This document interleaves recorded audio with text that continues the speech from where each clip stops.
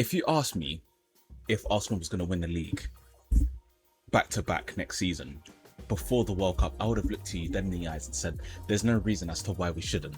But after these first few games in the World Cup and looking at some of our main players that are competing, I now can't look at you in the same breath and say I'm as confident as I was before the World Cup started. Some of the main players in which are being used in terms of like how much we're competing, whether it's Saka, Saliba or Rice, all three of them have shown signs of a need to step away from the actual football pitch for some time.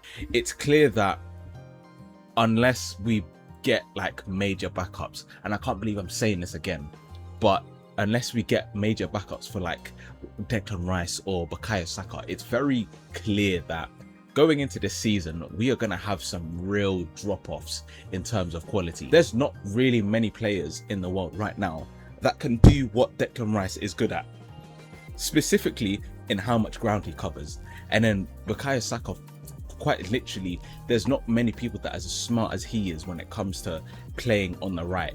As much as we like to praise Madueke for what he's done in the season and stepped up for when Saka's been out, there's certain things that Saka has that you're just not going to get from him. And going into this season, it's going to be exposed much more if Saka can't really get those minutes up. Ever since Pepe's left, we didn't really get a replacement for Saka or a backup for Saka, and it's led to this point where he's now become so injury prone, which was very avoidable. It didn't need to come to this point. We're seeing this with Declan Rice. We've seen this with Timber. We've seen this with Ben White, and we may start seeing this with Saliba. As much as we like to talk about the intensity of the Premier League, it can't get to a point where we're using our players like a bar of soap until they're effectively useless.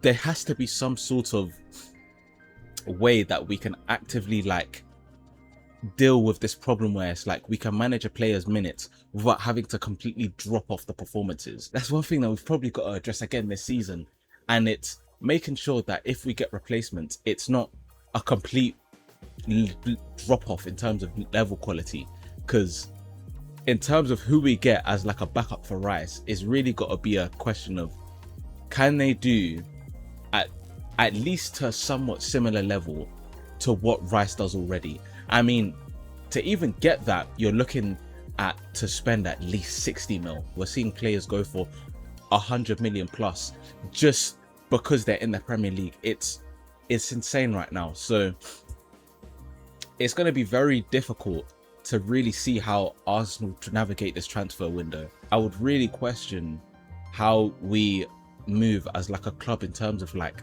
managing players' minutes, because especially now as Arsenal have, let's say, now started competing more for other stuff. Continuing on with my final point, I was going on about the fact that now with the constantly going through all these different tournaments and that we're playing much more games today, it will be very interesting to see how we actually move in the summer transfer window, because now more than ever we've really got to start talking about how we increase our depth. Because as much as last season's transfer window was good enough to actually get us to win the league, I don't think we can have something like that again, because I don't think we can get away with such transfers. And as much as it actually worked, we've actually really got to start thinking about a level raiser instead of just increasing the floor level.